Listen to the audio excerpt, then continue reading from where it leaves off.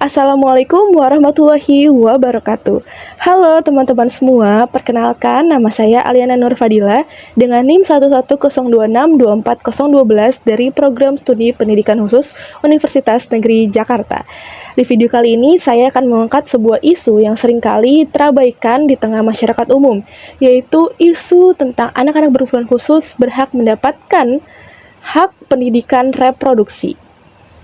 Sebagai seorang calon pendidik, saya percaya bahwa setiap anak tanpa terkecuali memiliki hak yang sama mendapatkan pendidikan reproduksi sesuai dengan kebutuhannya.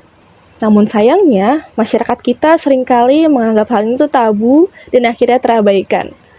Anak berkebutuhan khusus dianggap tidak memerlukan pemahaman mengenai isu-isu reproduksi. Padahal mengabaikan hak mereka mendapatkan pendidikan reproduksi justru menimbulkan kerentanan-kerentanan baru terhadap kekerasan dan eksploitasi. Pendidikan reproduksi merupakan bagian yang penting dalam tumbuh kembang manusia. Menurut data WHO dan UNICEF, menunjukkan bahwa anak berkebutuhan khusus memiliki kerentanan yang lebih tinggi mengalami kekerasan seksual. Di Indonesia sendiri, Jawa Barat menduduki peringkat pertama dengan kasus kekerasan seksual terbanyak terhadap anak-anak berkebutuhan khusus.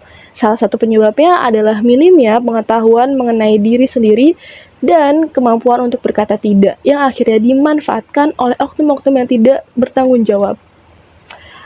Fakta di lapangan sendiri menunjukkan bahwasannya kurikulum kita tidak memuat pendidikan reproduksi yang ramah bagi teman-teman disabilitas. Bahkan sejujurnya tidak ada yang menyebutkan bahwa pendidikan reproduksi ini masuk ke dalam kurikulum Indonesia.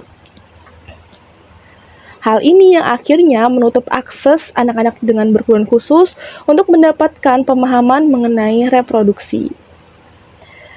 Pendidikan reproduksi bagi anak berkebutuhan khusus akhirnya menimbulkan dua isu yang saling bertolak belakang, dua pemahaman yang saling bertolak belakang. Yang pertama, ada yang berpendapat bahwasannya pendidikan reproduksi ini sangat penting diberikan kepada anak berkebutuhan khusus sebagai bentuk penghormatan terhadap hak asasi manusia.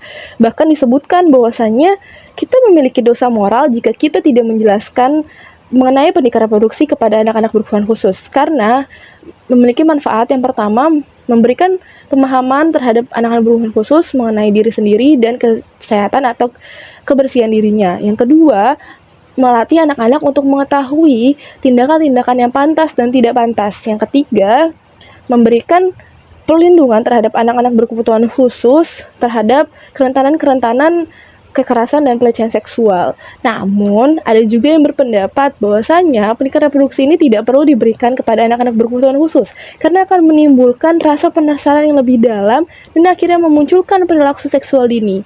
Bahkan ada sebagian orang tua yang menganggap hal itu sangat tabu dan sulit menjelaskan pada anak-anak mereka karena akan menimbulkan kebingungan-kebingungan baru yang tidak bisa dijawab.